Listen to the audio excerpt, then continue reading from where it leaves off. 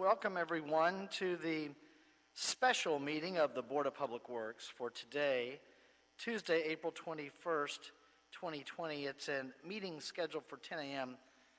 Just going through the process of getting the meeting ready took a few minutes this morning. It is 10:27 a.m. Thank you, Mr. President. Fernando Campos, Executive Officer. Roll call for today. We have Commissioner Caloza, Commissioner James, and Commissioner Davis in the room. We are all separated, along with myself. We are all separated with 6 feet apart from each other. We also have dialing in remotely Commissioner Garcia and also Commissioner Villegas. Commissioner Garcia and Villegas are both in the City Hall building, from what I can tell at this point. So, Mr. President, you do have a quorum. At this time, we do not have any public commentary received. We do not have any neighborhood council comments received as well. We did receive 2 comments on item number 16. One of those is from Council District 13 that has been distributed to all commissioners via email. And then we also received another commentary on item number 16 from Ms. Shelley Billink, and we can read that into the record once item 16 is called. We can just file it with the record as long as it's distributed to our commissioners, which is what our standard procedure. Let's go ahead and take agenda items 3 through 12, which are street lighting assessment hearings in council districts 6, 11, 14, and 4, as well as 7 and 8. Do we have Mr. Campos, Dr. Campos, can you open the line and see if we have any speakers on items 3 through 12?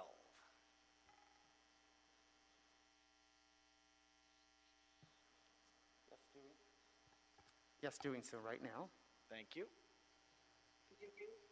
No, we're still. Hi, everyone. I went ahead and unmuted everyone. Hi, everyone. I went ahead and unmuted everyone. Is there any members from the general public that would like to speak on items 3 through 12? Items 3 through 12. Any public commentary on items 3 through 12?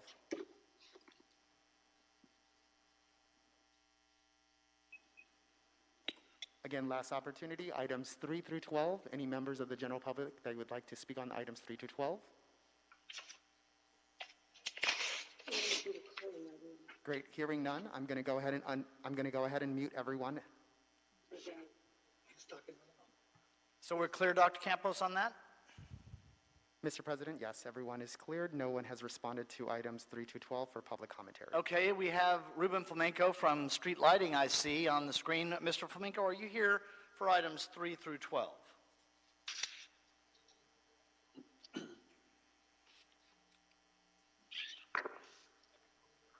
Mr. Flamenco? Good morning, Ruben Flamenco, Bureau of Street Lighting.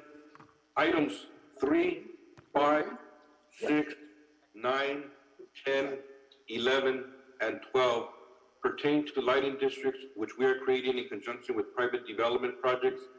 Item 4 pertains to a lighting district which we are creating in conjunction with MTA's Crenshaw LAX Transit Corridor project. Items 7 and 8 pertain to lighting districts which we are creating in conjunction with the Bureau of Street Lighting initiated LED conversion projects. Only public parcels are impacted. No private parcels are included in these 2 lighting districts. Ballots for items 3 to 12 were mailed on March 4th, 2020. Ballots for items 3 to 12 must be received by the City Clerk's office by next Tuesday, April 28th. We have not received any objections to date on items 3 to 12. We are requesting for the board to adopt and forward items 3 to 12 forthwith to City Council. Thank you, Mr. Flamenco. Any questions, colleagues, on 3 through 12? We'll start with Commissioner Garcia. No, I don't have any questions, President James. Thank you. Thank you. Commissioner Villegas? I don't have any questions. Thank you. All right, thank you. I'll make a motion that we adopt agenda items 3 through 12. Is there a second on that? Commissioner Garcia, any objection? Without objection, we'll adopt agenda items 3 through 12. Any issue sending 3 through 12 forthwith? We'll send numbers 3 through 12 forthwith. Let's go ahead and take agenda item number 1. Agenda item number 1 is the approval of the meeting minutes from Tuesday, April 7th through Thursday, April 9th. Is there a second to my motion that we approve the meeting minutes from the meetings of Tuesday, April 7th and Thursday, April 9th? By Commissioner Caloza and Commissioner Davis. Any objection? Without objection, we will adopt the meeting minutes from those two meetings. One moment.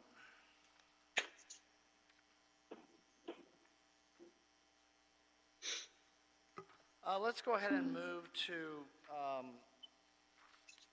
some authorities for expenditure.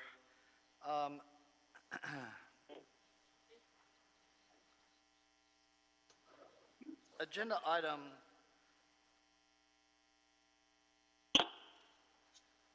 let's get to these later. Let's go ahead and take agenda item number 25, project advertisement withdrawal. This is in Council District 6. Donald C. Tillman Water Reclamation Plant, Primary Equalization Basin, and the Donald C. Tillman Water Reclamation Plant Emergency Backup Power, as well as the Avers and Evis Gates Replacement and Screw Pumps Inlet Gates Project, recommending that the board withdraw the advertising of the project and that the city engineer return to the board to re-advertise the project at a later date. Dr. Campos, would you see if we have any speakers on agenda item number 25? Absolutely. Fernando Campos, Executive Officer, members of the public, and members that are dialed in through Zoom, I will go ahead and unmute your microphone at this point. Everyone is unmuted. Members of the public that are calling in from the landline, any commentary on item number 25? The Board of Public Works is considering item number 25 at this time. If you have any commentary, please raise your hand or speak. Your microphone is unmuted. Item number 25 is the bid withdrawal. Last call for item 25. Any members of the public that would like to speak on this item? Okay, Hearing thank none, you, I will Dr. go ahead and Campos. mute everyone. Mr. Vandergriff on agenda item number 25. Good morning, Commissioners. On agenda item 25, we've introduced a motion that Donald C. Tillman Water Reclamation Plant, DCTWRP, the AWPF Primary Equalization Basin, the Emergency Backup Power, and the Avers and Evis Gates Replacement, and the DCTWRP Screw Pumps Inlet Gates. The project was advertised on January 17, 2020, with bids to be received by April 21st, 2020. City engineer's estimate for the project was $64,852,000. Whereas due to the unforeseen circumstances related to the COVID-19 pandemic, in a memo dated April 3rd, 2020, LA Sanitation and Environment notified the Bureau of Engineering of their decision to halt all projects in the bid and award phase until further notice. Therefore, move that the Board of Public Works Board withdraw the advertising of the project and that the city engineer return to the board to re-advertise the project at a later date. Thank you. Thank you, Mr. Vandergriff. Question on that. Look, I'm well aware that we are in uncharted waters right now with this COVID-19 crisis. My question is, has there been any indication one way or the other as to a window of time that this might be re-advertised, or do we just not know? We do not know at this time, President James. We're still trying to evaluate the economic impact of COVID-19. Okay, fair enough. Any other questions? Commissioner Garcia, any questions on number 25? No questions from my end. Thank you. Thank you. Commissioner Villegas, any questions on 25? Yes, thank you. I don't know if you noticed, I put the little icon for my hand. Just a quick question. Seeing that this bid has been withdrawn, can the operation and services still exist without this work getting done?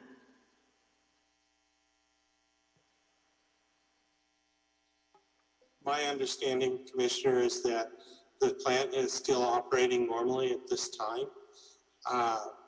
I would hesitate to say that we could last for a while without it, but my understanding is the plant will operate just fine for the foreseeable future. Okay, and then since there's so many, I won't belabor this, and we can talk offline as well, but it seems like there's a lot of work that was going to be taken up at the reclamation plant, and your entire bid package was for multiple items. To the extent, is there like a prioritization of what is really needed as opposed to what's not? If you guys can, on your off time, just let me know, that's fine. We'll be happy to get back to you with that information, Commissioner. Thank you. Thank you, Mr. Vandergrift. Commissioner Caloza. Thank you, President James. I just, no questions, but just a comment. Just wanted to say congratulations to Greg. I believe this is your first time presenting as the new Division Director of the Project Award Control Division, also known as PACT. To Commissioner Villegas' question, I think Ethan Wong, our new Division Director for the Environmental Engineering Division, could assist you with your request, who we also recently brought on board, thankfully, before all of this happened. So just wanted to say that congratulations to Greg and Ethan. Thank you so much, Commissioner Caloza, and congratulations to our new BOE promotees. Commissioner Davis. Well, first of all, congratulations, Mr. Vandergraaf, on your new position. I saw that, in fact, because of unforeseen circumstances of which we're all aware. Also, in addition to the reason why we have delayed this particular item, is it to also have a better grasp on how to more effectively manage it under better circumstances, I guess, because of the physical distancing and all of the barriers that we have. It doesn't allow the Bureau to effectively manage this to the level that it would like to, in addition to the additional hurdles that construction staff might have to have. Is that pretty much the reason? If I understand your question, Commissioner, you're asking, does this allow us a chance to reevaluate what the construction management practices might be required at the time of construction? Correct. Certainly. When we proceed with the project, we'll evaluate what the circumstances are and make any modifications to the project plans and specifications that are necessitated by that situation. And usually in construction, obviously, the longer that we wait, there's always a concern about the escalating cost of construction on projects. And I'm sure, notwithstanding these issues, that you have that concern as well in the Bureau, I'm sure, moving forward. Well, anytime you delay a project, it changes the picture. We don't know what's going to happen with construction costs as a result of COVID. Again, we'll simply have to evaluate it at the time that we come back to re-advertise the project. All right, thank you very much. Thank you, Commissioner Davis. Commissioner Caloza. Thank you, President James. I'll just add one more thing to the record to Commissioner Davis's point. These decisions were made in partnership and in support of the Bureau of Sanitation. So these were the projects that the Bureau of Engineering was delivering at the treatment plant and other facilities that are owned and operated by the Bureau of Sanitation. And so these decisions were made together looking at future projections of revenues. I don't know if that helped, but yeah. Thank you for that, Commissioner Caloza. Anything further from Commissioner Garcia?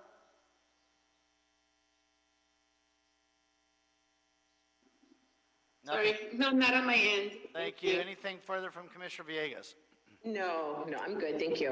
All right, thank you. Then I'll make a motion that we adopt agenda item number 25, seconded by Commissioner Caloza and Commissioner Davis. Any objection? Any objection from Commissioner Villegas? Nope, I saw that. Any objection from Commissioner Garcia? No? He's waving no. Okay. So without objection, we'll adopt agenda item number 25. Thank you, Mr. Vandergriffen. Congratulations again. Any issue sending number 25 forthwith? We'll send 25 forthwith. Colleagues, there's now been a request by the bureaus to withdraw agenda item number 2 and agenda item number 24. They were related to number 25, which was just put off. So without objection, we'll withdraw agenda items 2 and 24. Is that correct, Dr. Campos? That is correct, yes. Okay. Any concern from you on that issue, Mr. Jordan? No. Okay, thank you. Let's go to our Metro street closure items. Agenda item number 17 and number 18. Mr. Shu, does it matter to you which one we take first? No, it doesn't matter. Okay. Let's go with number 17, Council District 11, street closure, Metro Crenshaw LAX Transit Corridor Project, Manchester Avenue between Osage Avenue and Aviation Boulevard. There are a few things I need to read through here, so bear with me. First, find that the board has reviewed and considered the information in the LA County Metro Crenshaw LAX Transit Corridor Project Draft Environmental Impact Statement and Environmental Impact Report. That's transmittal number 1, and the project final EIR, transmittal number 2. Secondly, find under the California Public Resources Code, Section 21166, and CEQA Guidelines, Section 15162, on the basis of substantial evidence contained in the whole record, that since certification of the EIR, there have been no changes with respect to the circumstances under which the temporary street closure being undertaken would require a subsequent EIR or a supplemental EIR. Third, adopt the October 2011 Mitigation Monitoring and Reporting Program. That's transmittal number 3, prepared by Metro as it pertains to construction impacts. Number 4, find under CEQA Guidelines, Section 15091, that changes have been incorporated into the project which substantially lessen the significant environmental effects as identified in the EIR. Further, find that there is no feasible alternative or additional feasible mitigation measures within the board's powers that would substantially lessen any significant effect the project would have on the environment. Number 5, adopt the attached CEQA findings of fact and statement of overriding considerations, transmittal number 4, as it pertains to the temporary street closure, and find that the economic, social, technological, and other benefits of the project outweigh its significant and unavoidable impacts. Number 6, specify that the Metro Transit Division at the Bureau of Engineering, located at 1149 South Broadway, and the board and other relevant City of Los Angeles departments are custodians of the documents or other material which constitute the record of the proceedings upon which the board's decision is based. Number 7, approve the request to temporarily close Manchester Avenue between Osage Avenue and Aviation Boulevard for 7 calendar days starting Tuesday, April 21, 2020. That's today. And there's an amendment here that we'll hear from Mr. Shu to move it to 4 p.m. So starting today at 4 p.m. and ending Tuesday, April 28, 2020 at 9 p.m., subject to the conditions identified within the report. And of course, we'll expect Mr. Shu to tell us about what notification has been existing since they're asking for a 4 p.m. closure.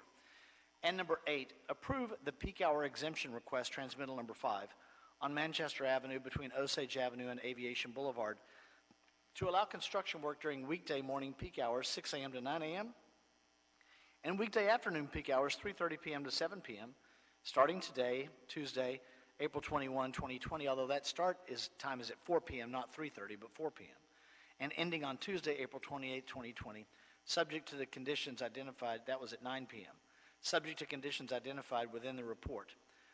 So this is as amended. Mr. Shu, go ahead, sir. Oh, by the way, before we start with you, Larry, Dr. Campos, would you check in with our online telephone people to see if they are speaking on this item? Absolutely. This is Fernando Campos, Executive Officer. I am unmuting everyone at this time. Everyone has been unmuted. Members of the public, we are on item number 17. This is the street closure. If you'd like to make a commentary or you'd like to speak, please let me know. Members of the public, item number 17, any public commentary? This is Stephanie Leslie from Metro. I'm available if there are questions. Okay, thank you. Yes, we know we have some Metro representatives if we have questions. We appreciate that, ma'am. Any members of the public? Any other commentary? Item number 17. Hearing none, I will go ahead and mute everyone. Thank you. Great. Thank you, Dr. Campos. Mr. Shu, and you can let us know which areas we have covered from our Metro representatives as we just heard. Go ahead, sir. Okay, good morning. I'm Larry Shu, Bureau of Engineering, Metro Transit Division. The Metro Crenshaw LAX Transit Project is an 8.5-mile alignment that will connect the existing Metro Expo Line station at Crenshaw and Exposition Boulevards to the Metro Green Line at Aviation LAX. The Crenshaw LAX project is scheduled to be completed in 2021. The street closure request before you today is located on Manchester Avenue between Osage and Aviation Boulevard and straddles the city border with the city of Inglewood. This request is for 7 calendar days to facilitate roadway reconstruction where the rail alignment crosses Manchester Avenue. The light traffic conditions associated with the COVID-19 pandemic creates an opportunity for the contractor to perform a continuous closure without significant traffic impacts. All major construction approvals associated with the work have been approved. The traffic management plans have also been approved by LA DOT. Staff of BOE's Environmental Management Division have confirmed that this closure is consistent with the CEQA environmental documentation and should not result in any significant environmental impacts. Metro has stated that they provided advance notice to the community, and Council District number 11, has communicated their support for this closure. We have representatives from city departments, Metro, and Walsh Corridor Constructors available on the line to answer any questions that you may have about this request. Thank you. Mr. Shu, thank you as always, and for compiling the paperwork necessary for today's hearing on number 17. Let's start with Commissioner Garcia. Any questions? I do. This is, I don't know if it's more of a question. Thank you, President James. I understand there's a lot of work that goes into these closures. I just have a quick question. Why do we get them usually on the day of the closure? And then that's part of my question. My other question is, what type of outreach and notification have we done to the community? And if there's going to be any impact on our transportation methods, was that also notified to our community that's going to be affected? Sure, I'll take the first question, and then I'll ask somebody from the Metro team to answer the question as far as outreach. As for the first question, in this case, now I can't speak to every street closure, but in this case, I think this and the next item, Metro and their contractors are really trying to take advantage of an interim condition that, associated with COVID-19. So yes, it came up very fast, and I think they're all eager to get started because they didn't know how long the safer at home order was going to last. So that's the reason for this case anyway. Okay, thank you. That makes sense for this one. Yeah. As for the outreach, if somebody from Metro's construction outreach team could speak as to what outreach has been, what community notifications have been done for this closure. We'll have Dr. Campos unmute the callers so we can hear from the Metro crew on this. Microphones have been unmuted, Mr. President. Good morning. This is Annette Cortez with Metro Construction Relations Team. For the last couple of months, both Walsh Construction Relations Teams and the Metro Construction Relations Teams has been in contact with over 25 businesses on that in that area and have notified them of this upcoming closure. We have prepared a construction notice that has been distributed through our email list and also has been walked in the area. We also have communicated with local field representatives for District 11 and 3 and 9, I believe. And also neighborhood councils. The Westchester Playa community meeting was updated at the beginning of March. And briefings with a couple of the local faith leaders in the area as well. Thank you, Annette, for that. Annette, have they also been notified that the time has changed from 9 p.m. to 4 p.m.? That update will be sent out as soon as we get off this call. Thank you, appreciate that. Thank you. Anything further, Commissioner Garcia? No, that's all on my side. Thank you. Thank you. Any questions, Commissioner Villegas? Thank you, President James. I had similar questions like Commissioner Garcia. Just one other question, and something that I've asked others that have been before our board for similar action. Will this be able to either like save time or cost, you know, for this project? I know it's so big, but I just thought I'd ask. This is Larry Shu. I know that this particular closure, originally the request was for 3 successive weekends, and because of COVID-19, the request was changed to 1 continuous week. But in terms of the overall project, I think I'll have to defer to somebody associated with the project team, Metro or somebody from Wall Shake can speak to that. Thank you. Dr. Campbell, we have the line cleared. The microphones are unmuted. Okay, anybody from Metro want to talk about the potential? Walshy is present, and somebody from Walshy can address the schedule impact. So this is Eric Heimke, Deputy Project Manager for Walshy. Basically, you know, when we talk about cost and schedule savings, overall on the project, this is one small portion of the project that is not necessarily on the critical path of the project. The critical path of the project is getting the train running. What it does do is it takes the community impact of 3 consecutive weekends, shutting down the entire intersection, and condenses that into one 7-day period, you know, thus mitigating the up and down and call it start and stop of the construction in that area. We'll be able to go in and we'll be able to do the construction all at once, and in general that minimizes the impacts that are generally seen to the community. Okay, thank you so much. Thank you, that makes sense. Okay, thank you, Commissioner Villegas. Anything further? I'll make a motion that we adopt agenda item number 17, seconded by Commissioner Villegas and Commissioner Caloza. Any objection? Without objection, we'll adopt agenda item number 17. Any issues? Thank you. I just wanted to mention it's as amended. As amended, of course. Yes, and I was getting the same signal from Dr. Campos. Yes, as amended, and we read the amendments into the record. It was moving the 4 p.m., rather the 9 p.m. on Tuesday today to 4 p.m., and then changing the 6 a.m. on Tuesday, April 28th, 2020 to 9 p.m. Correct, Mr. Shu? Yes, correct. Thank you very much. Right, so that's the motion as amended, seconded by Commissioners Caloza and Villegas as amended. Any objection? Without objection. Commissioner Garcia, are you okay with this?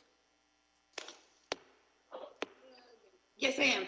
Okay, then without objection, we'll adopt agenda item number 17. Any issue sending 17 forthwith? We'll send number 17 forthwith. Mr. Shu, you're here on number 18 as well, as in addition to our various Metro representatives. Let me read through number 18, then we'll call for comment and then go to you. One moment. Agenda item number 18 in Council District 5. Street closure for the Metro West Side Purple Line Extension Project, Section 2. Constellation Boulevard from 400 feet west of Century Park East to Avenue of the Stars. This is right there in that area, colleagues, in between the twin triangular towers there in Century City. Recommending that the board first find that the board has reviewed and considered the information in the Metro West Side Purple Line Extension Project Section 2 Draft Environmental Impact Report and the Environmental Impact Report, transmittal number 1, and the project final EIR, which is transmittal number 2. Secondly, find under the California Public Resources Code Section 21166 and CEQA Section 15162, on the basis of substantial evidence contained in the whole record, that since certification of the EIR, there have been no changes with respect to the circumstances under which the temporary street closure being undertaken would require a subsequent EIR or supplemental EIR. Number 3, adopt the March 2012 Mitigation Monitoring and Reporting Program, that's Appendix 1 of the final EIR, prepared by Metro as it pertains to construction impacts. Number 4, find under CEQA Section 15091. The changes have been incorporated into the project, which substantially lessen the significant environmental effects as identified in the final EIR.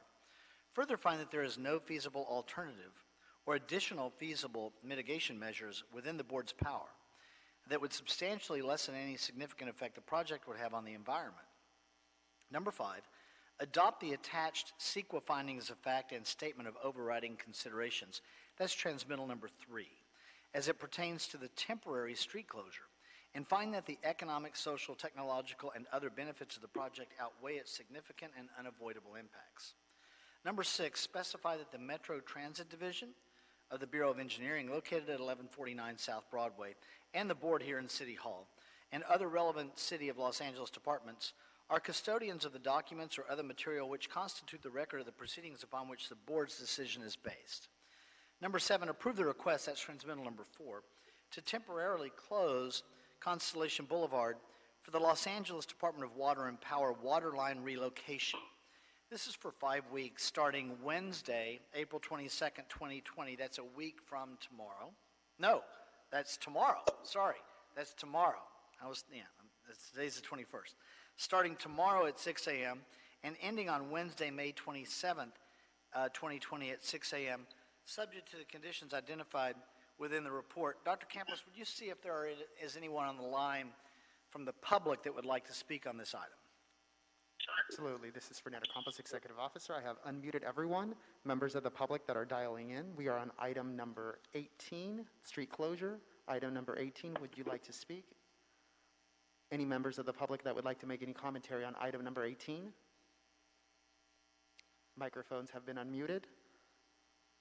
Last time, members of the public, item number 18, any public commentary on the street closure? Metro West Side Purple Line Extension Project. Mr. President, hearing no commentary, we'll go ahead and mute everyone. All right, thank you. Mr. Hsu, the floor is yours, sir. There's recommendations in the record. Again, this is Larry Hsu from the Bureau of Engineering Metro Transit Division. The Metro Purple Line extension, Section 2, extends the Purple Line subway west 2.59 miles from the Wilshire La Cienega station being constructed as part of Purple Line 1, and constructing 2 new stations at Wilshire Rodeo and Century City Constellation Station. The Purple Line 2 project is scheduled to be completed by 2025.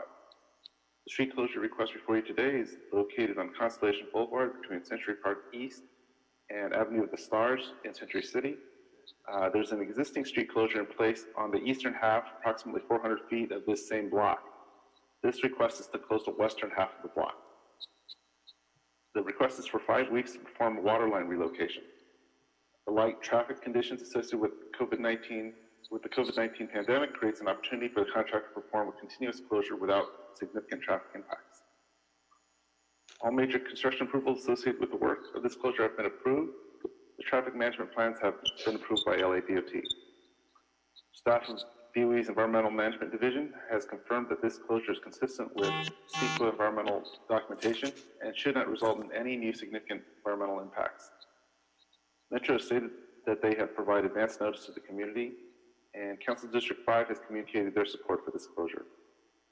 On the line, we have representatives from city departments, Metro, and Tutor Perini O&G Industries joint venture to answer any questions you may have about this request. Thank you. Thank you, Mr. Hsu, on that item. So let me ask one question regarding and this may be a question for... I'm here, Metro Construction Relations, Mickey Lake. Okay. So regarding the entrance, I know that right now the entrance into the large parking structure for 2020... For Metro, here for any questions. Okay. Can you all hear me? Are we good? Mr. Shu, can you hear me? Fernando, if you're there, we're not able to hear you. Okay, looks like we've lost something here. Try again.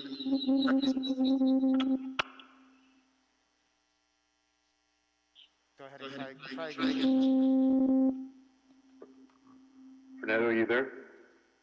Yes, we can hear you. We're just getting a lot of feedback on our end. Okay, sorry. Okay, good. We're trying to adjust the volume.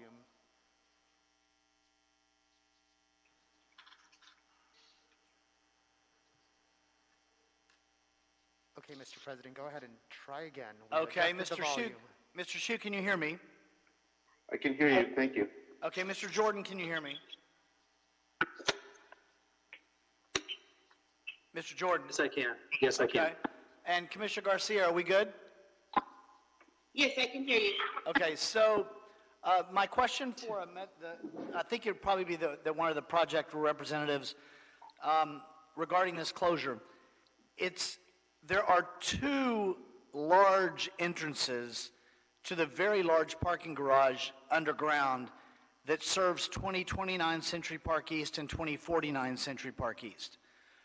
One of them is on Constellation that is, I believe, affected by this closure. The other one is off of Olympic, going west. Is there still going to be access to, recognizing that right now those buildings are not really being occupied much because of the Safer at Home order? However, that could change, we don't know that it will, but the May 15th date of the Safer at Home order right now, where it's currently set to expire, is prior to the May 27th ending of this closure. So hypothetically speaking, if the Safer at Home order were to lift for those buildings to be able to allow some employees into the building, would there be access to the parking garage on Constellation, or will that access be closed off and they will only have the Olympic Boulevard entrance? This is Nick Rack from Tutor Perini, the contractor.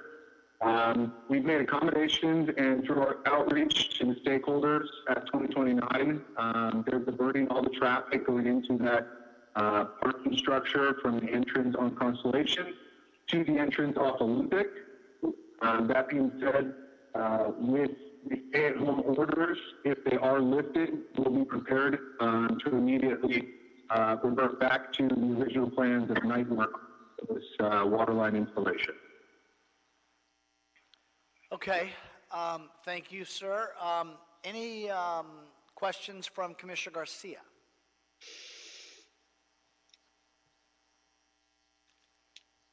Commissioner Garcia? He's trying to unmute. Okay. There we go. There you go.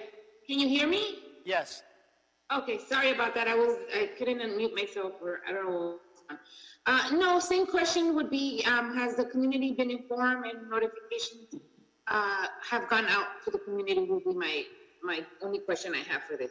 Yeah, well, most people are out of those buildings, but Metro can answer that.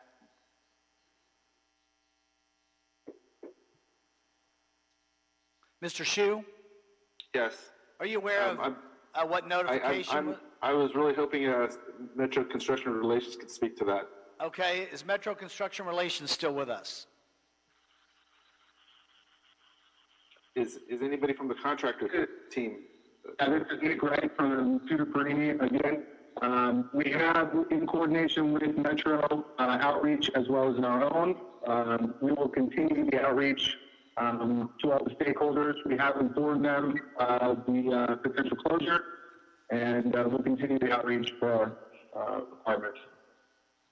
Thank you for that. Thank you. Commissioner Villegas, any questions? No questions. Thank you, President James. Okay, no questions on the queue in this room. So I'll make a motion that we adopt agenda item number 18. There's no amendment to number 18, so seconded by Commissioner Davis. Any objection? Without objection, any objection, Commissioner Villegas? No objection. Thank you. Thank you. Commissioner Garcia, any objection? No objections on my side, thank All you. right, thank you. So without objection, we'll adopt agenda item number 18.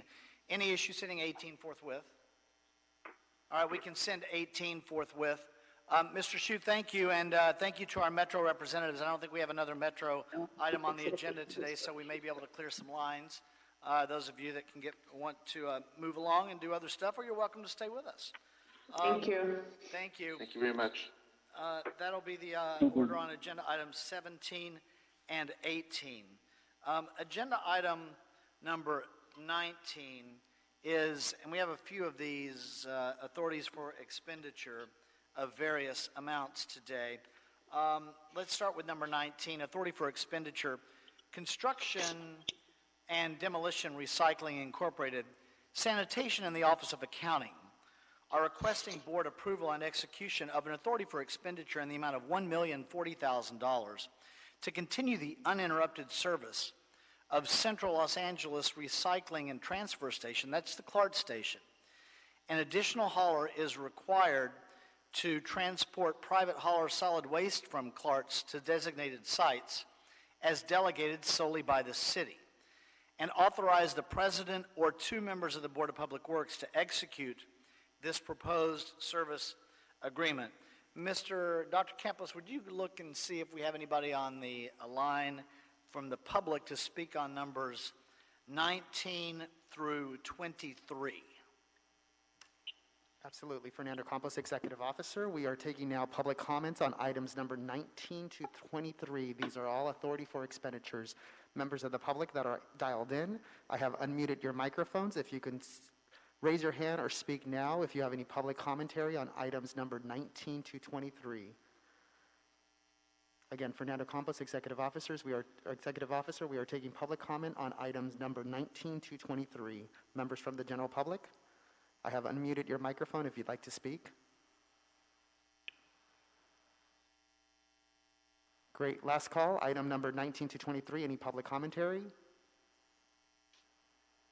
Mr. President, hearing no comments on items 19 to 23, we will go ahead and mute everyone.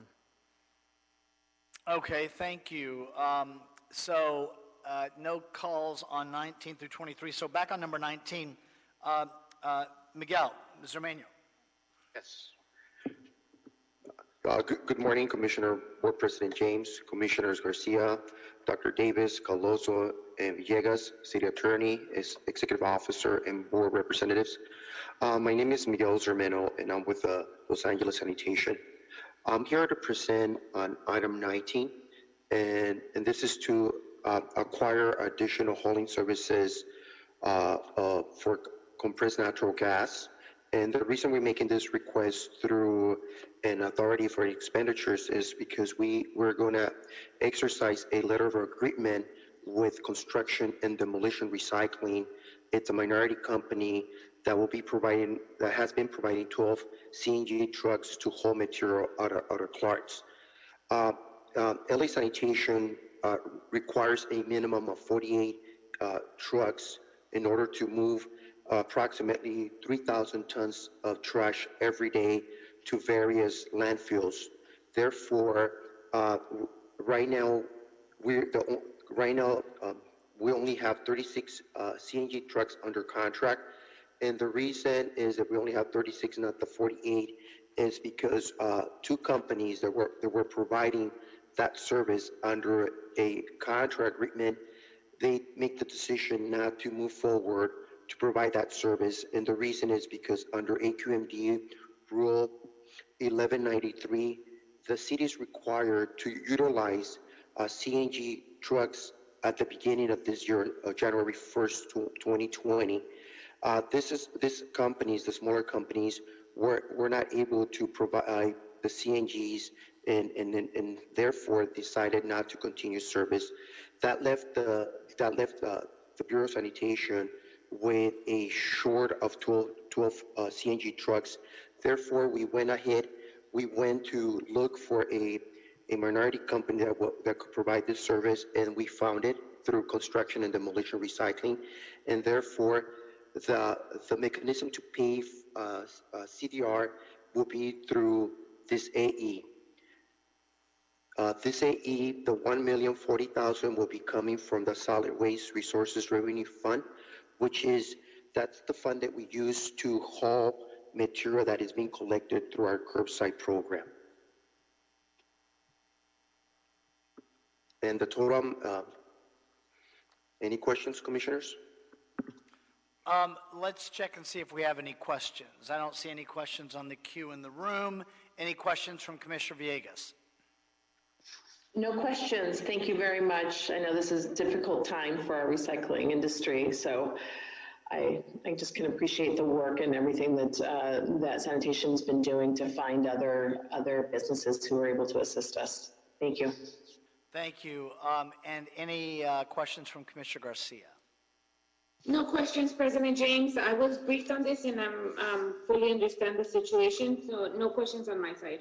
All right, thank you. Then I'll make a motion that we adopt agenda item number 19, seconded by Commissioner Davis.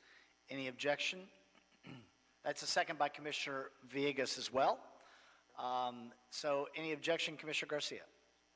No objections. Okay, without objections in the room, we'll adopt agenda item number 19. Any issue sending number 19 forthwith?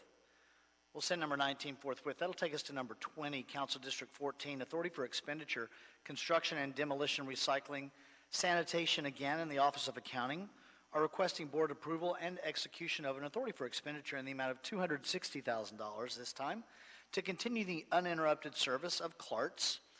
An additional hauler is required to transport private hauler solid waste from CLARTS to designated sites delegated solely by the city.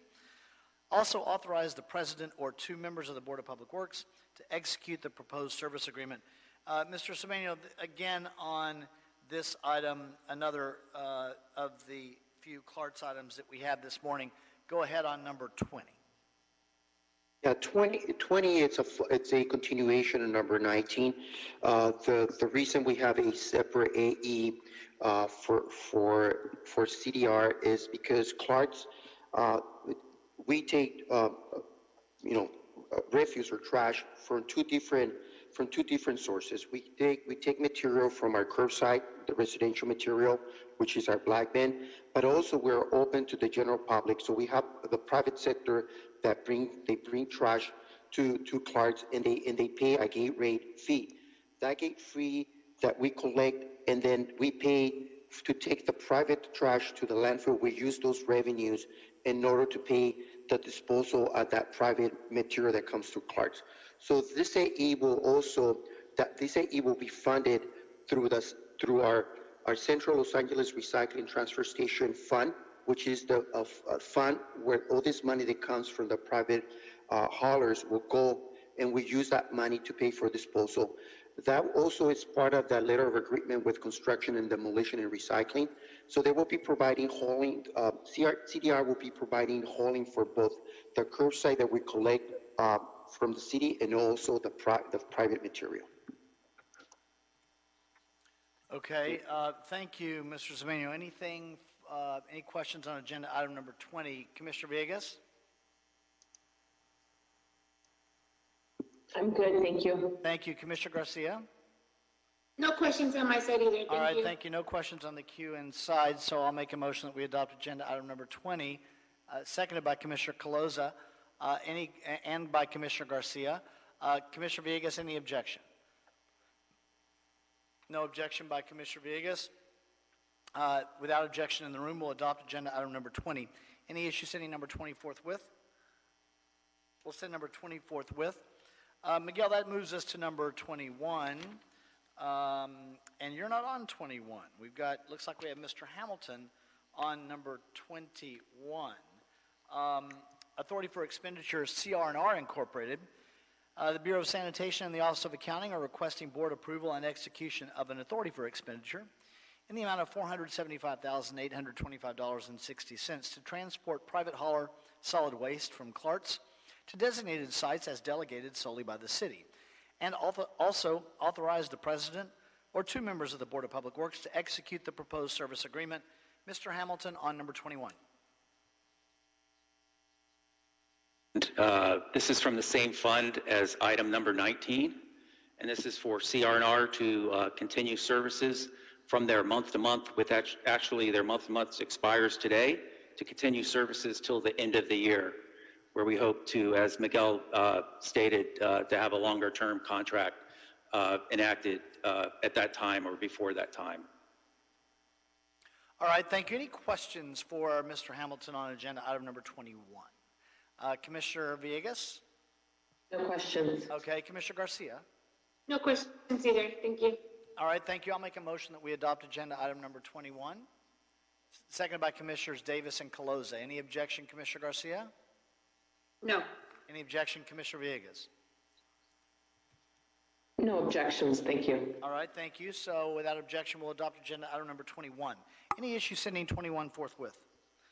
We'll send 21 forthwith. That moves us to 22, Council District 14, Authority for Expenditure, CR&R Incorporated. The Bureau of Sanitation and the Office of Accounting are requesting board approval and execution of an authority for expenditure in the amount of $118,956.40 to transport private hauler solid waste from Clark's to designated sites as delegated solely by the city, and also authorize the president or two members of the Board of Public Works to execute the proposed service agreement. Mr. Hamilton, again on number 22. Yes, as this is from the same fund as item number 20, and this is for commercial solid waste for CR&R to haul that from Clark's for the same 2.5-month period till January 30th. Okay, any questions on agenda item number 22? Seeing none in the room, Commissioner Garcia, any questions? No questions. No question. Commissioner Villegas. Just a clarification, you said January, Mr. Hamilton, you said January 30th? Oh, I'm sorry. That would be June Okay. 30th. Okay. Sorry. Nice catch, Commissioner Villegas. My bad. Thank you. Good catch. Because it's 118,000 and it's for this time when we're not able to transport our regular recyclables or our business recyclables elsewhere. So thanks. Great, thank you for the clarification. So without any further questions, I'll make a motion that we adopt agenda item number 22. Any objection to 22? Seeing no objection in the room, Commissioner Villegas, you're good? Okay. I do need a And second. she seconds it. Commissioner Okay, Villegas is Villegas, the thank second you. on 22. Commissioner Garcia, any objection? No objections. Okay, without objection, we'll adopt agenda item number 22. Any issues sending 22 forthwith? We'll send 22 forthwith. Agenda item number 23, also from Council District 14. Authority for Expenditure, Ecology Auto Parts Incorporated, Sanitation, and the Office of Accounting are requesting board approval and execution of an authority for expenditure in the amount of $1,365,857.60 to transport private hauler solid waste from Clark's to designated sites as delegated solely by the city, and also authorize the president or two members of the board to execute the proposed service agreement. Mr. Hamilton on number 23. Yes, this is also from the same fund as items 21 and 19, the 508 fund for residential solid waste from Clark's. And the reason it's more than the others is because they have a larger fleet. Their fleet's 24 vehicles as opposed to 12 in each of the CR&R and the CDR fleets. So, and this is again for 2.5 months to June 30th of this year.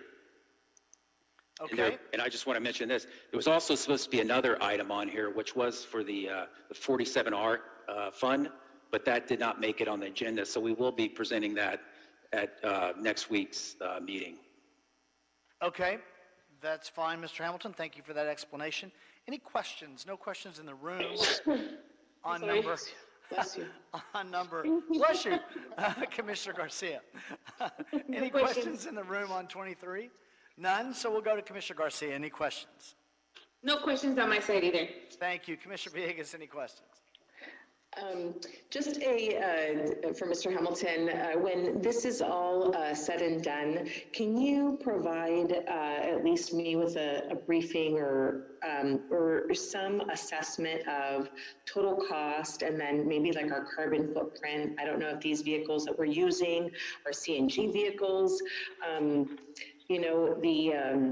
The recycling business has taken a big hit. I don't know what that means for our greenhouse gas, emissions, all of the comprehensive impact that's going to have for us. And then just, in comparison to our existing program, and it's escaping my head right now what we call it. It's the 7 haulers who are doing our, what is it, like our, anyways, just a comprehensive, The recycler, is that what you were? yes, Oh, the okay. recycler, yes. I don't know why I was like drawing a blank. Miguel just told me that, so.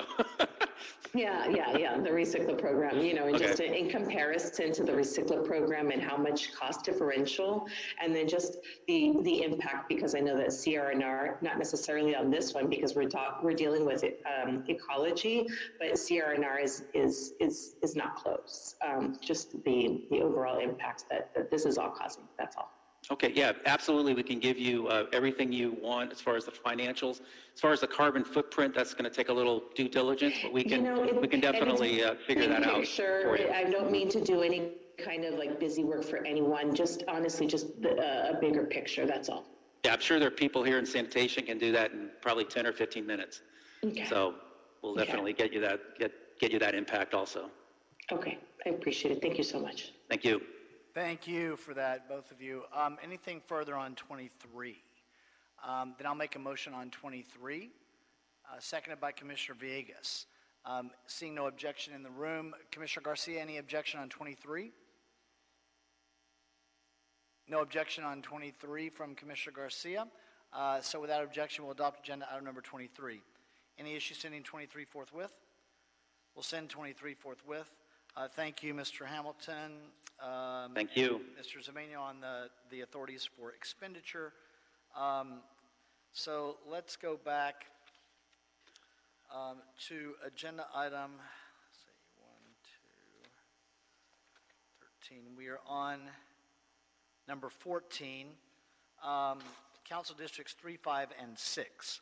Public Works Trust Fund Loan, Los Angeles River Way, San Fernando Valley Completion Project, Van Alden Avenue to Balboa Boulevard, recommending that the board, subject to approval by the Los Angeles City Council and the Office of the Mayor, first, and there are a few of these items, approve the release of the undispersed loan portion in the amount of $200,000 from the existing Taylor Yard Bikeway Pedestrian Bridge Project Public Works Trust Fund Loan in the Council File 17-0665. Secondly, authorize a new $200,000 loan from the Public Works Trust Fund, payable to the Engineering Special Services Fund, to front fund the additional design costs needed for the Los Angeles Riverway, San Fernando Valley Completion Project, Van Alden Avenue to Balboa Boulevard. Third, authorize the Director of Accounting to transfer $200,000 from available funds within the Public Works Trust Fund to the Engineering Special Services Fund. And the fund numbers and account numbers are listed in the agenda. Number 4, direct the Office of Accounting to assess and collect monthly interest on the loan at the rate that the Office of Finance is using to allocate interest to various investment pools. Any unpaid interest at the end of the year will be added to the principal amount of the loan. 5th, authorize the reimbursement of funds from the Engineering Special Services Fund number 682, Department number 50, that's 50, to the Public Works Trust Fund number 834 upon receipt of the proceeds from the California Department of Transportation as directed by the city engineer by no later than June 30th, 2021. And 6, authorize the city engineer or his designee to make any technical or accounting updates to the recommendations above to effectuate the intent of the mayor and the city council. Dr. Campos, would you check the line and see if we have any callers on agenda item number 14? Absolutely. Fernando Campos, Executive Officer. We are unmuting all microphones at this time. This is the Board of Public Works meeting. We are on item number 14. Members of the public, is there any commentary on item number 14? This is a Public Works Trust Fund loan item, item number 14. Your microphone has been unmuted if you'd like to speak. Members of the public, item number 14, any public commentary on item number 14, which is a Public Works Trust Fund loan item? Last call, members of the public that are dialed in. Item number 14, any public commentary, or your microphone has been unmuted. Mr. President, hearing no commentary on item number 14, I will go ahead and mute everyone's microphone. All right, thank you. Mr. Malice. So this project is the LA Riverway San Fernando Valley Completion Project from Van Alden to Balboa Boulevard, which spans Council Districts 3, 5, and 6, And the scope of work includes building a bike path and pedestrian path, landscaping, fencing, lighting, signage, site furnishings, and educational interpretive elements. This project will also add to the West Valley's livability by expanding active transportation options and providing new and safe access to transit, homeschool, nature, recreation, business, and other community amenities. So in July of 2018, as part of funding for construction for this project, we applied for the ATP Active Transportation Program Cycle 4 project application, and we submitted it for a request of $29 million. In March of 2019, we learned that it had been selected for award, but we were just awarded $18.7 million of state ATP funding, where $200,000 of that was for additional design efforts and $18.6 million was for construction efforts. This ATP program funding operates on a reimbursement protocol. So this is the reason why we're requesting use of the Public Works Trust Fund to front fund the cost and then submit the invoice to Caltrans, who's the custodian of the ATP funds for reimbursement. So this $200,000 Public Works Trust Fund will just loan the design efforts to complete the design. And we already have an account entitled Los Angeles Riverway, Bikeway and Greenway Special Services Fund, 682, Department 50, Appropriation Unit 50, PVCN. And to add to this, as for recommendation, recommendation number 1, in March of 2018, the board actually approved a loan to BOE in the amount of $500,000 to front fund the Taylor Yard Bridge project. And even though the $500,000 loan was approved, only $300,000 was dispersed, and that has been paid off. Now, the remaining $200,000 is going to pay for this effort. So we're releasing the remaining $200,000 for the Taylor Yard Bridge project and applying it to the balance for the LA River Bikeway and Greenway project. So that's where the $200,000 would come from. It's not a new request. It's already been sitting in another project account. All right, thank you, sir. Dr. Campos, on this Public Works Trust Fund loan, so I think the explanation in the agenda describes kind of what is happening here. Is there any concern regarding the Public Works Trust Fund balance and activity right now? I know that we have regular reports on that, but we haven't had a regular report since the COVID crisis has occurred. Is there any concern regarding the COVID crisis? Is there any concern as a result of the COVID crisis now in your office, in your office's management of the Public Works Trust Fund, in loaning funds like this, given what some would describe as uncertainty in the community, in the city? Great question. Mr. President, Fernando Campos, Executive Officer. I also have on the line Mr. Norman Tanada, our Fund Manager for the Public Works Trust Fund, for any specific questions. But in general, this item is just requesting the board remove an existing... would you just pull your mask down a little bit so we can understand you a little better for the record? I'm sorry about that, Dr. Campos. Yeah, absolutely. Fernando Campos, Executive Officer. I also have on the line Mr. Norman Tanada, who is our Public Works Trust Fund Manager. That's on the line, that if you'd like any other specific responses to questions, he would be more than happy to jump in. But in general, this item number 14 is requesting to remove an existing loan approval that's currently in the pipeline and releasing that funds and then reapproving it for a new project. So all we're doing is swapping an approval from one project to another project. So there is no net impact to the Public Works Trust Fund in terms of the loan to balance ratio. Overall, in general, we've actually have done a really great job over the last 2 years in bringing our balances down from our public works loans from about $30 million. Last time we reported, we dropped it down to about 24, and now we're in the high teens, tens of millions, I'm sorry. So overall, we are in better shape than we were 2 years ago. This request before you is just an even swap. There's no net impact to the Public Works Trust Fund. The COVID at this point has not resulted in any major concerns at this point. We are seeing some B permit activity slowing down just a bit. However, we are closely watching that in terms of the Public Works Trust Fund as a whole. But related to this item, we do not have any concerns. This request is just swapping an existing approval, removing that approval, and then adding it to a new project. Okay, thank you then. Agenda item number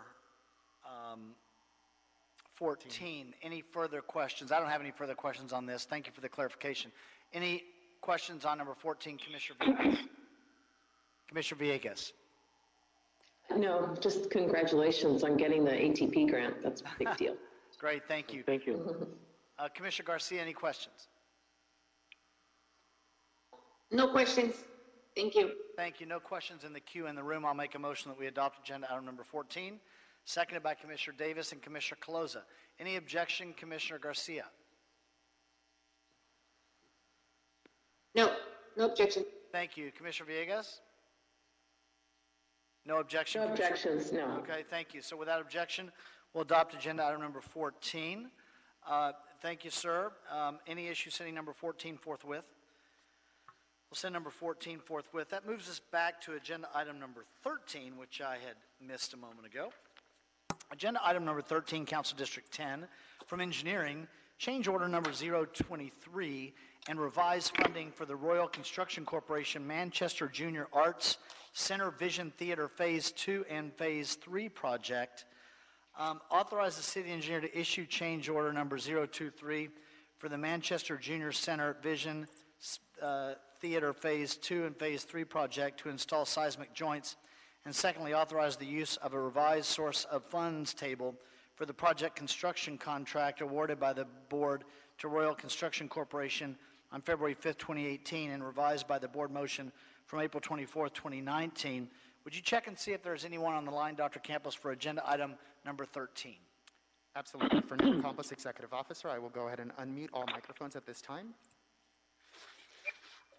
Members of the general public, your microphones have been unmuted. This is Fernando Campos, Executive Officer. We are considering item number 13. The Board of Public Works is considering item number 13. Any public commentaries on item number 13? Members of the public, item number 13. Any public commentary? This is relating to a change order number 23 and revised funding for Royal Construction Corporation. Last call, members of the general public. Any commentary on item number 13?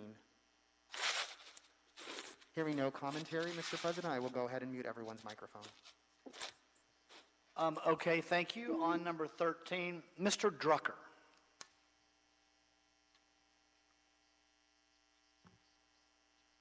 Mr. Drucker, I've got some sort of notice on the screen, Dr. Campos. There we go. Neil Drucker? Just give us 1 second, Mr. President. Neil, this is Neil Drucker. Sorry, it took a second to unmute. Neil Drucker, Bureau of Engineering. Good morning, Commissioners. Before I start with my report on the board report itself, I just wanted to let the Commissioners know that we were informed and staff has been out to the site that there was a fire at the property adjacent to the Vision Theater last night, the Arts and Practice facility that we've been bringing to your attention over the past few years due to the need to work with the owners of that property. That's the vacant property located right next to the theater on the gas issue, the gas line issue, the electronic vault, and other issues. So that sort of lets you know where the fire was. If you were looking at from the front of the theater at the Little Lamert Park, from the Little Lamert Park located directly across from the theater, it would be to your left in front of you. The box around the box office in front of the theater, the wooden box that we placed to protect the theater, a portion of that box did get burnt. But at the current time, we do not believe there's any impact to the theater itself except for a small amount of smoke damage and some minor damage to the side of the facade of the theater. But the box that we installed for security purposes actually had a double benefit in this case, protected the majority of the theater from the fire. Preliminary discussion between my staff and the fire department indicated that it does not look like there's any breach of the wall between the Arts and Practice building and the theater, which is also very good news. But just to let the board know, it will take a couple of days to do a more thorough evaluation of what if any damage occurred to the theater, as well as to work with the adjacent property owner to make sure that their building is, secure and safe and won't cause any damage to our building. So that work is ongoing, and my management, is being kept abreast of all the issues on a regular basis as well. And I know Deborah and Gary are very involved, and we will be also, just to let you know, we've already been working with Department of Cultural Affairs, who's the owner, obviously, of the theater and operator, but we are scheduling a call with them first thing tomorrow morning. Hopefully all of us will know a little bit more to discuss further actions, and we will report back to this board as soon as possible if we hear anything more. Thank you, Mr. Drucker. There were no injuries reported in that fire? That's correct. Luckily, the building was completely vacant at the time. It is reported that they maybe have been caused by vagrants or homeless, but we still don't have confirmation of that. But the good news is exactly no injuries whatsoever from the fire. All right, thank you. Does that, I'm assuming from the summary you've just provided that does not directly affect your desire to go forward with the request agenda item number 13 today, correct? That is correct. It in no way affects it.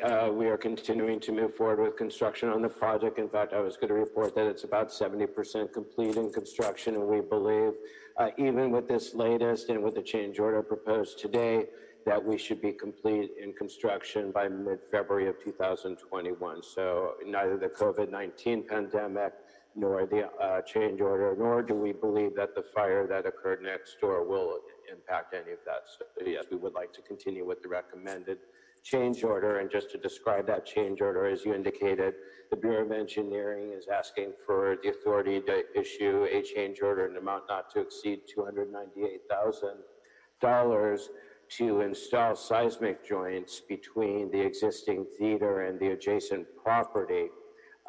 Those seismic joints are required to ensure that, because this is a theater, any vibration, any activity, seismic activity, plus because of the historic nature of the building, could actually impact the theater. So this ensures that the theater itself, the portion that we're adding, the superstructure, the flyloft that holds all of the sets and raises them up and down, as well as the overall theater building, will be stable. And as you know, commissioners, some of you have been very involved, and I know all of you have seen the building over the year. All of the adjacent buildings are either touching or near touching our buildings. This ensures that no damage from seismic activity in the future. Hopefully we will never have it, of course, but we all know that we live in Los Angeles, and that is a potentiality. So we want to make sure that neither our building does any damage to any other buildings surrounding it, nor do they do damage to us. So that's number one recommendation. And then the number two recommendation, if you look on, I believe it's page 5 of the report, let me go back. Page 4 of the report, you'll see two tables. And the table at the top of page 4 is the current funding table for the project for construction. And what we'd like to do is replace it with the table at the bottom of page 4. And in effect, what that table does is it adds about $3 million to the BOE Special Services Funds, Fund 682, listed at the top of that second table, and removes approximately $3 million, the same amount, from Fund 298, MICLA, the 50 STVT, which is the fund at the very bottom of the bottom table. So the total bottom line remains the same, $27,613,224 in funding in both tables. The only thing we're basically doing is, I'll call it, changing the color of the funds and also identifying the specific fund sources for the various funding. So unless the board has any questions, that's all I have. Thank you. Thank you, Mr. Drucker. We will start with Commissioner Davis. Mr. Drucker, in terms of the initial information you gave us about the report on the current damage that recently was done, my understanding is, I guess it happened last night or so, I don't know, but early this morning, but to your understanding, was there any damage in the entranceway of the theater at all? Is it just all basically next door at another venue? As far as we can see at this point, the vast majority of the damage was next door. There may be a little damage to the facade on that side of the theater. That's something we're still assessing, and I'm waiting for a report. But we don't believe there's any damage whatsoever inside the actual theater or even in the box office, which is the front entrance to the. Not even to our front entrance that we understand at this time. Yeah, not that we understand exactly. So knock wood, I think it's, it's sad news that it happened, but at least good news for the theater. Okay, thank you. Thank you, Commissioner Davis. Any questions from Commissioner Villegas? I'm good, thank you. Thank you. Commissioner Garcia? No questions either, thank you. All right, thank you. Mr. Drucker, thank you for the explanation and the information. I'll make a motion that we adopt agenda item number 13. Seconded by Commissioner Davis. Any objection from Commissioner Garcia? Nope. Any objection from Commissioner Villegas? No. No objection from Commissioner Villegas. So without objection, we'll adopt agenda item number 13. Any issue sending number 13 forthwith? We'll send number 13 forthwith. That'll move us to agenda item number 16, which is an item that was continued from last Tuesday, April 14th, 2020. I'll call the item. It's a requested tree removal. And then we did get an updated, we held the item for a couple of reasons. We did get, one of them was to get the position from the council office. And so we did receive that as well. So agenda item number 16, Council District number 13. This is from Streets LA. Tree removal at 5620 DeLongpre Avenue. Recommending that the board first find under the California Public Resources Code section 21166 and the state CEQA guidelines section 15162 on the basis of substantial evidence contained in the whole record that since the city's prior certification of the environmental impact report, there have been no changes to the project, changes with respect to the circumstances under which the project is being undertaken, or new information of substantial importance concerning the project which caused new significant environmental effects, or a substantial increase in the severity of previously identified significant effects, and therefore no subsequent EIR, supplemental EIR, or other analysis is required for the project. Secondly, specify that Street Services, that Streets LA Urban Forestry Division, located at 1149 South Broadway, is custodian of the documents or other material that constitute the record of the proceedings upon which the board's decision is based.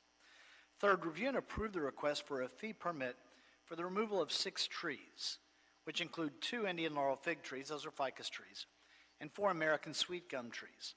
Tree replacements are required.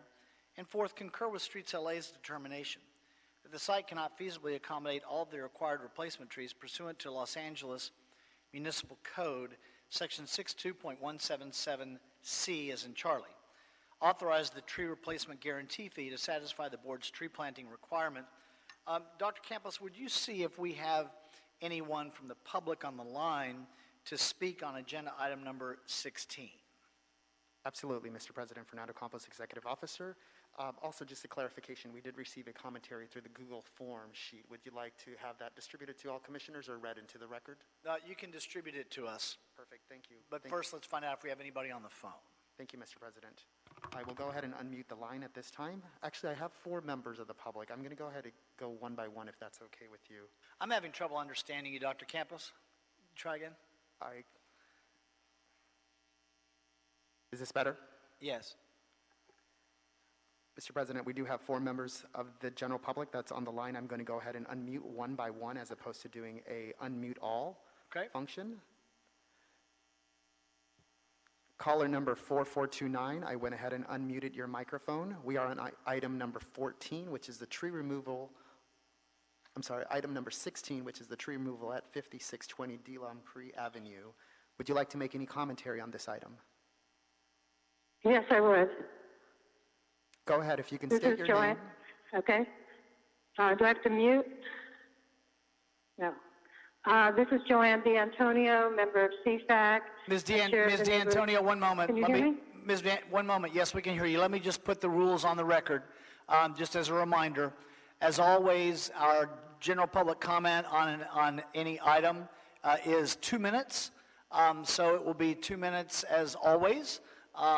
And even though that probably wasn't needed, but because these meetings are kind of a new way of doing our meetings, I just wanted to put that on the record. So we'll start your time now, and you can identify yourself and go right ahead. Okay. Joanne D'Antonio, member of CFAC and chair of the Neighborhood Council Sustainability Alliance Trees Committee.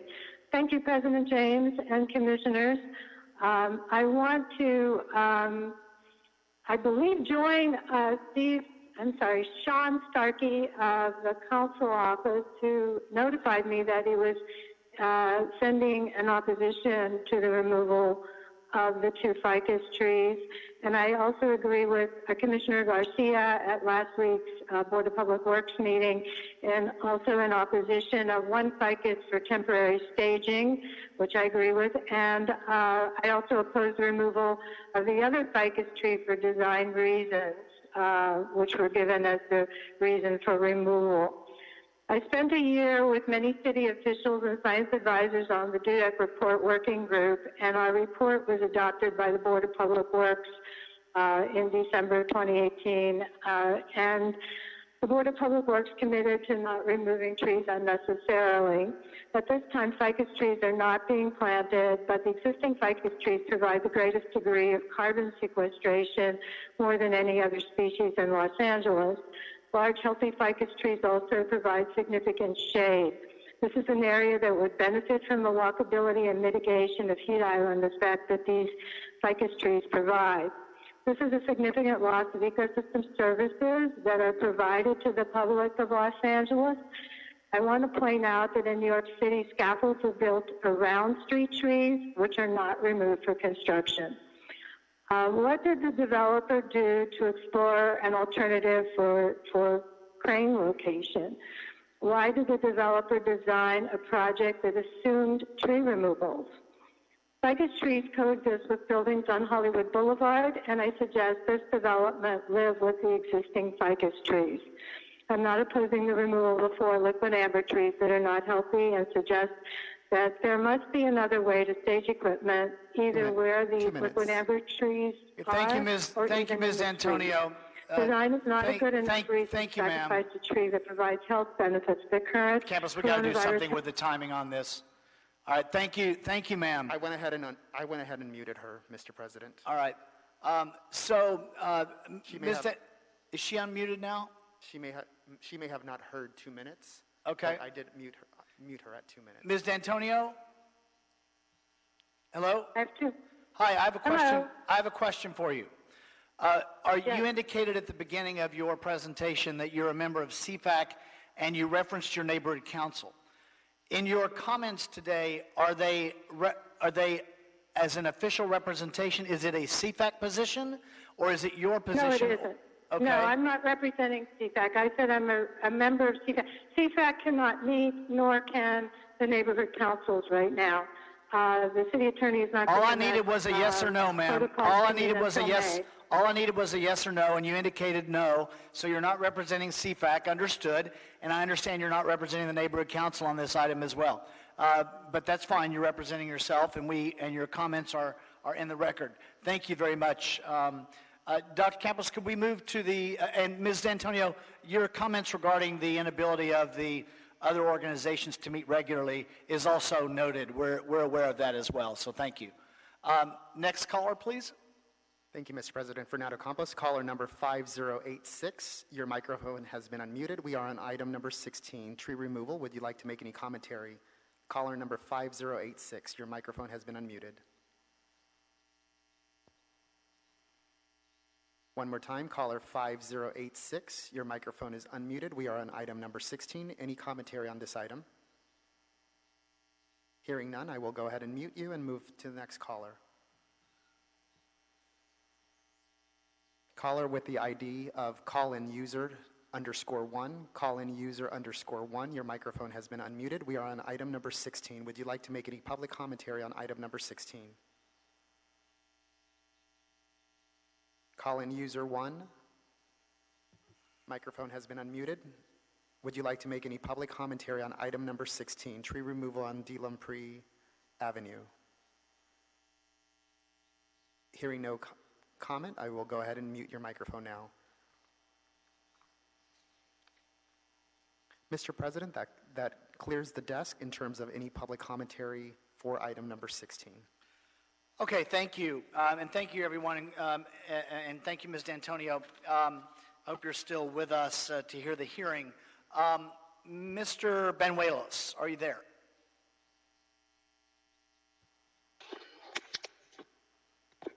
Yes, I'm here, Commissioner. Okay, thank you, Mr. Benuelos. I would note for the record, as Ms. D'Antonio pointed out in her commentary, we did receive word back from Council District 13, I believe all of us may have received that, that Council District 13 is not supportive of the removal of the 2 mature trees. Now, here's the question I have for you and for Commissioner Garcia.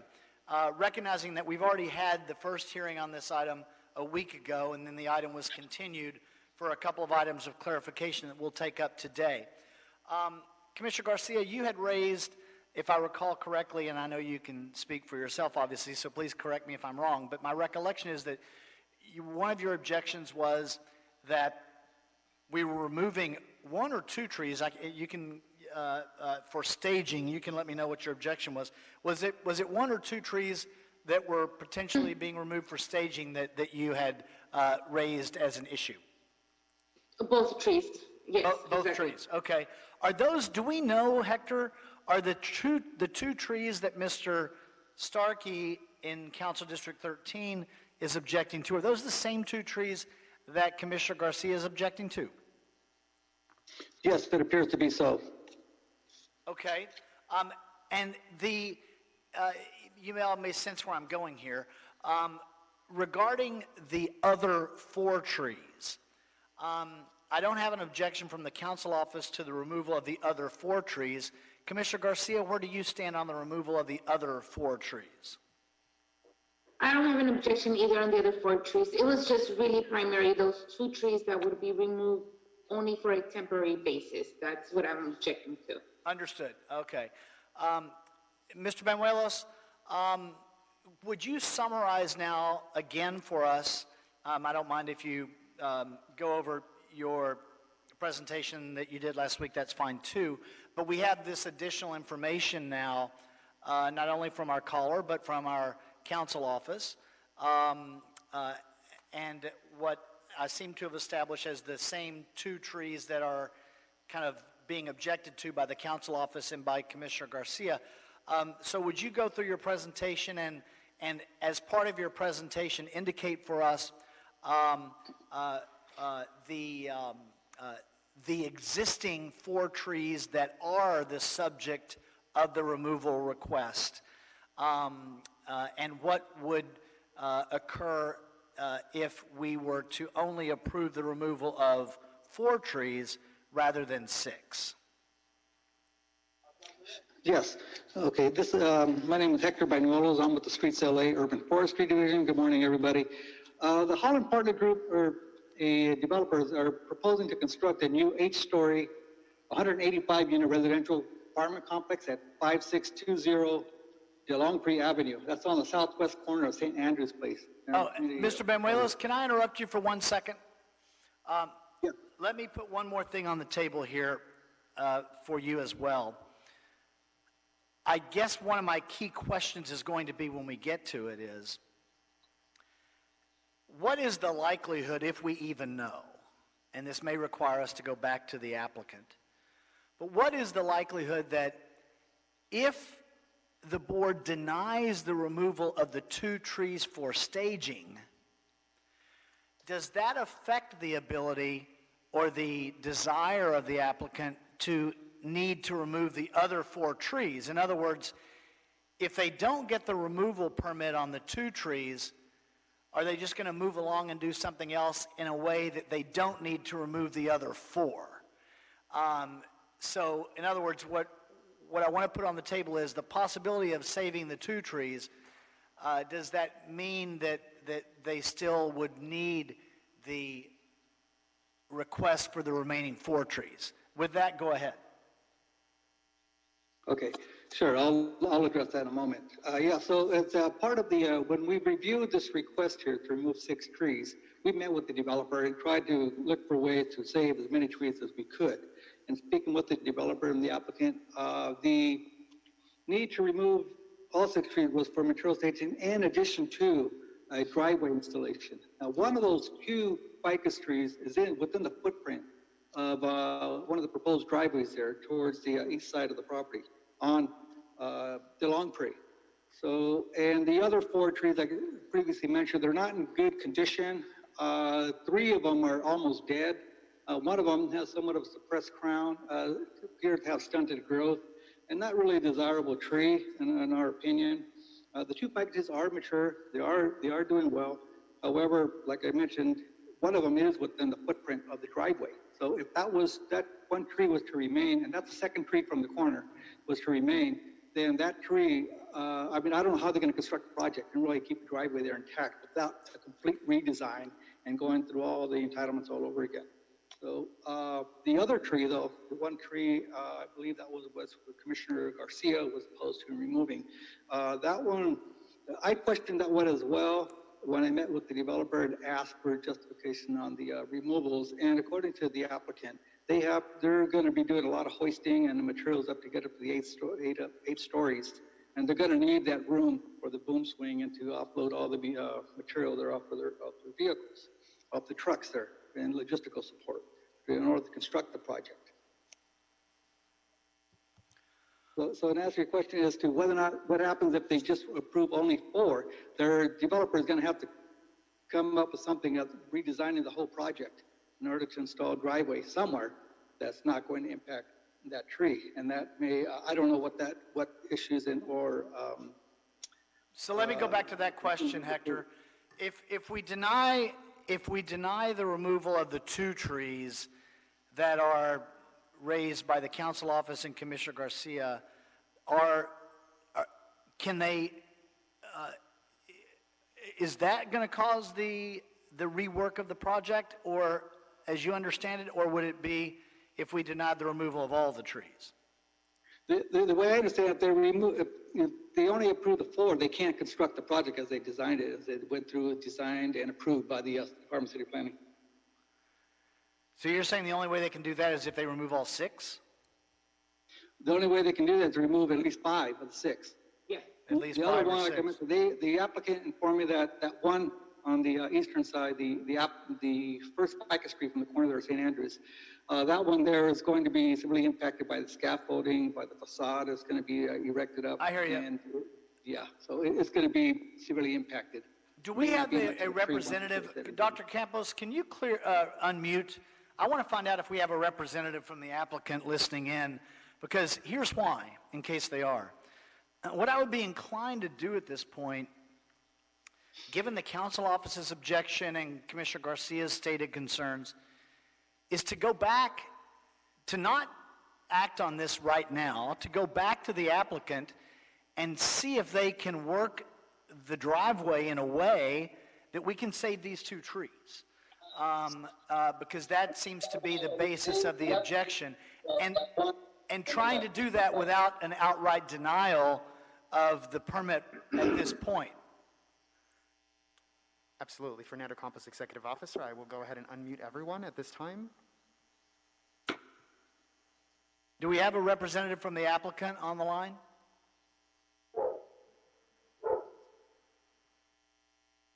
Hello? Hearing no response at this time. Microphones have been unmuted. Okay, thank you, Dr. Campos. So, Can I say something? Yes, please, Commissioner Garcia.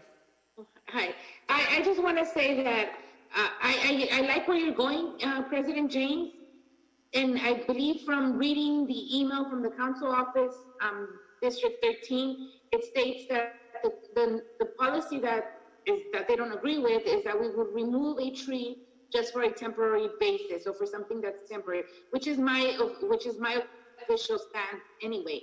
So technically in question, we really only have that one tree that's in the middle of their staging area. That's the tree that I'm objecting to, and I believe based on the email, that's the one tree that the council is also not happy with moving, as far as I understand it. I hear you on that, and Commissioner Garcia, thank you for that. It reminds me of something else I want to include into the record. We had a question last week about the amount of affordable housing related to this project, and the email from the council office indicates that this project does not include affordable housing. Much needed affordable housing is what it says. I'm just making the record clear. Council District 13 has indicated that they have remained neutral on the project, but they do oppose the tree removal on the basis that it is being sought, and that's what Commissioner Garcia was referencing a moment ago. So I still think, Commissioner Garcia, if it's okay with you, I would send Mr. Banuelos back to the applicant with this additional information that we have from the council office to work with the Bureau and, if necessary, the council office to see if there's an agreement regarding a way to save the tree that steps into the footprint of what Commissioner Garcia and the council office have indicated preliminarily they'd like to avoid. Right. Okay. I agree with that. I like that. Okay. So since we didn't have the applicant on the phone today, Mr. Banuelos, I'm going to put this over. I'm going to recommend a 14-day continuance instead of 7 days because you're going to have to deal with a third party in this new world of communication that we live in right now. So I would put this over to 14 days from today, which would be what date, Dr. Campos? That would be Tuesday, April 28th. Tuesday, April 20, no, that's 1 week away today. Oh, I'm so sorry. 20, that would be Same mistake May I made 5th. a minute ago. Tuesday, May 5th. Tuesday, May 5th. Cinco de Mayo.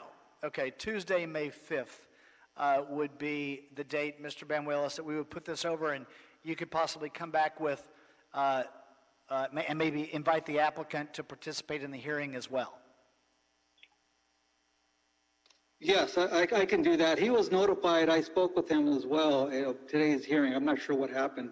Well, that's fine. Look, I'm just trying to find something that works for everybody. If they don't participate, that's their choice, and we'll move along without it. But I at least want to give them one specific opportunity now that we have word from the council office. Understood. All right, thank you. So without objection, that'll be the order. Thank you, Ms. D'Antonio, as well, for your commentary. You'll be welcome to speak again on the item. Even though we took public comment today, we'll take public comment again on May 5th on the item, if you'd like to speak on it then. So we'll put the item over 2 weeks to May 5th. Dr. Campos, have we cleared the desk other than our closed session item, agenda item number 15 today? That is correct, yes. Okay, so Dr. Campos and Mr. Jordan, maybe the two of you could let us know what we're going to do, and I know we have a member of the mayor's office that will be included in this closed session item, and I'm sure that there are some folks listening in that are interested in the closed session item that are not going to be allowed into the closed session item.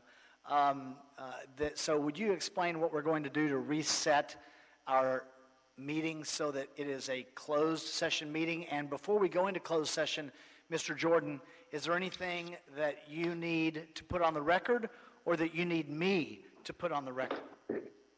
I'm happy to read into the record. We were talking about, I'm just pulling up my agenda here. It's agenda item number 15. Yes. I'll read what we have, which complies with the government code. The Board of Public Works shall recess to closed session pursuant to California Government Code sections 54956.9 D as in David 2 and 54956.9 E as in Edward 1 to confer with its legal counsel relative to significant exposure to litigation regarding construction contract disputes relative to the 6th Street Viaduct Replacement Project. One case is a notation on the agenda. So we're going to take our time to get into closed session to make sure that we're doing it correctly. This is our first time. I'm looking at the Zoom meeting here. I see two unidentified folks.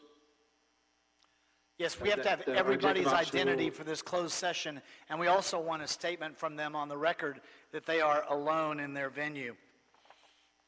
So go ahead, Dr. Campos. And do we need to clear all the lines and have people dial back in? You do not. Go ahead, Mr. Jordan. I believe the administrators of the Zoom meeting can put any folks that want to remain in the meeting to be in a waiting room. While they're in the waiting room, they will not have access to the audio or video. They'll technically still be on the Zoom. When the board returns back into open session, they will then be able to resume listening to the audio or viewing the video. I also noticed that we're currently recording, which I believe is the standard practice when we go into closed session. My understanding is we will not be recording, so our executive officer will take care of that as well. Thank you, Mr. Jordan. I will go ahead and do that slowly. Just to clarify, I have one question and one clarification for those members that are listening in. We will go ahead and place you into a waiting room. We will continue our meeting, then we will come back out of the closed session, and then we can bring those individuals in the waiting room back into the regular meeting before we adjourn. Is that correct, Mr. Jordan? Yes. Great, thank you. And then the next question, or the last question is, do members of the general public, are they allowed to make any commentary before we go into closed session and before I move them into the waiting room? Yes, they can make a public comment at this time if the chair wishes, or when we return back into open session if the chair wishes. I'll take public comment on this agenda item if they would like to, if there's anybody that's here to speak on agenda item number 15. So Dr. Campos, go ahead and find out. Thank you, Mr. President, for allowing this. Fernando Campos, Executive Officer. I do have a couple of calls on the line. I'll check before I will go ahead and place them on into the waiting room. We have caller number 5086 with your hand raised. Caller number 5086, you are unmuted. Would you like to make any public commentary on item number 15? You will have 2 minutes. Caller number 5086. Caller number 5086. Your microphone has been unmuted and your hand has been raised. Calling number 5086. 5086, I'm just identifying myself. Chris Smith with the Bureau of Contract Administration. It's Chris Smith. Oh, Mr. Smith. Okay, great. Thank you, Mr. Smith. I will go ahead and rename you. I did not know who you were.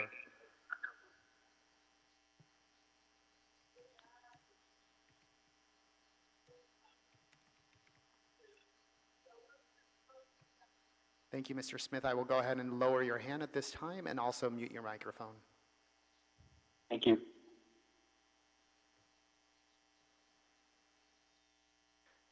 Caller with the name ID of call-in user 1. Call-in user 1, your microphone has been unmuted. We are on item number 15, taking public commentary at this time, 2 minutes. Would you like to make any public comments on item number 15? Caller, call-in user 1. Caller with the name of call-in user 1. Any commentary on item number 15? Hearing none, I will go ahead and mute your microphone.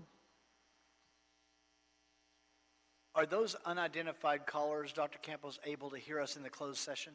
Those are identified callers. They will not be able to hear us in closed session as soon as I move into the waiting room. Okay. Mr. President, that clears out the desk for any public commentaries. I will go ahead and start making the arrangements to move everyone out of the board hearing session room, and I will also stop all recordings on all devices as well. So that will take about a minute or two, if you could just bear with me. Okay, thank you.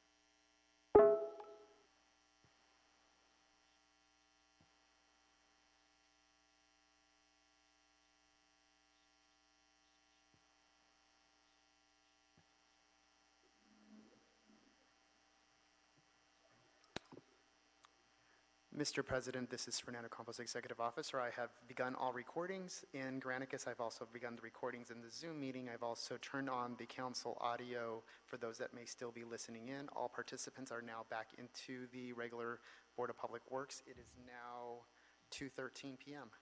Right, thank you, Dr. Campos, and thank you to all of our participants. Do we have any of the general public on the line? No, we do not. Okay, because I don't recall if I called for general public comment earlier. If I didn't, I can do it now, but we don't have anyone. So, Dr. Campos, have we cleared the desk? Yes, you have. Okay, then we are adjourned, everyone. Commissioner Davis? I just wanted to adjourn in the memory of one of the Los Angelinos, the mother of the deceased, Frances Brom, is an activist in Los Angeles and very active in various groups in the Democratic Party. And yesterday her son, Kenneth Packnett, passed away at Cedars-Sinai Hospital due to COVID-19. So Ms. Frances Brom, who again has been very active in civic affairs, including the Democratic local county committee and New Frontier Democratic Club, among many other civic groups. We send our condolences to her and the work that she's done in our city as a volunteer in the memory of her son who passed yesterday again. His name was Kenneth Packnett. Thank you. Thank you. We are so adjourned.